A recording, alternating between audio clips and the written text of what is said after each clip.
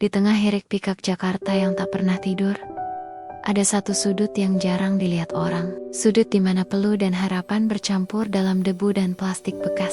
Di sanalah Pak Darto tinggal. Setiap pagi, sebelum matahari benar-benar terbit, ia sudah mendorong gerobaknya.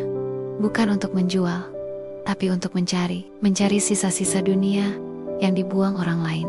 Hari itu, hujan turun sejak malam. Tanah di pemukiman kumuh tempat ia tinggal berubah jadi lumpur. Tapi itu tak menghentikannya, karena hidup tak pernah menunggu. Pak Darto bukan siapa-siapa, tak pernah viral, tak pernah masuk TV, tapi tiap hari, dia adalah pahlawan bagi dua anaknya. Bersama istrinya, Bu Darti, mereka tinggal di sebuah gubuk kayu. Atapnya bocor, dindingnya sobek.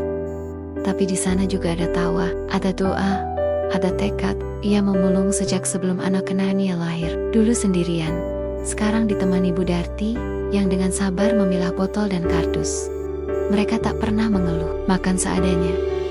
Tapi mimpi mereka selalu besar, agar anak-anak mereka sekolah, jadi orang. Suatu malam, anak sulungnya, Aldi, pulang dengan wajah muram. Ia murid SMA, pintar dan rajin. Tapi malam itu ia berkata, "Pak, Bi, aku berhenti sekolah aja ya, biar bantu kerja." Pak Darto terdiam.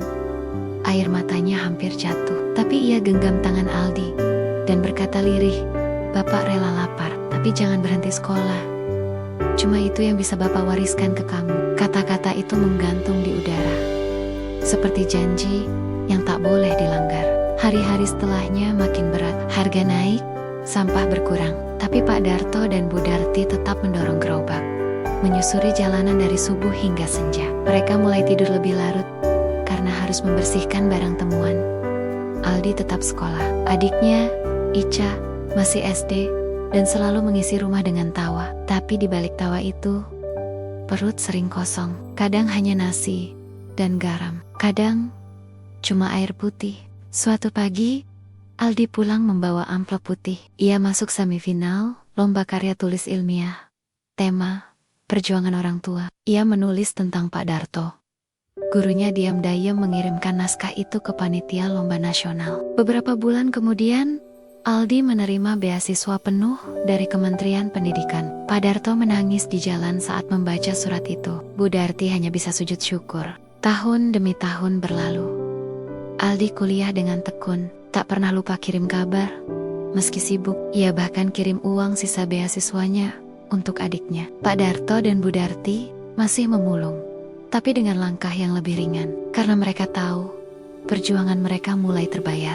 Beberapa tahun kemudian, Aldi berdiri mengenakan jas hitam. Di dadanya, kartu identitas kementerian. Ia resmi diterima bekerja sebagai staf muda. Hari itu, ia pulang ke gubuknya, membawa 2 pasang sepatu baru. Satu untuk ayah, satu untuk ibu. Pak Darto mencium tangan Aldi, tapi Aldi justru memeluknya dan berkata, "Semua ini karena Bapak dan Bi.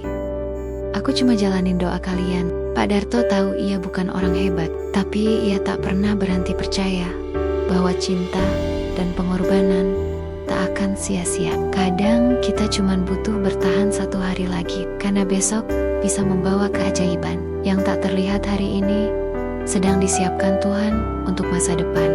Kadang, kisah paling menyentuh datang dari lorong paling gelap. Tapi justru di sanalah cahaya bisa bersinar paling terang. Kalau kamu merasa perjuanganmu belum dihargai, yakinlah seperti Pak Darto. Mungkin waktunya belum tiba, tapi setiba, semuanya akan terasa lebih indah. Kalau kamu terinspirasi, bantu kami terus menyebar kisah seperti ini. Tekan subscribe, tinggalkan komentar, dan siapa tahu kisahmu jadi bagian dari balik kisah.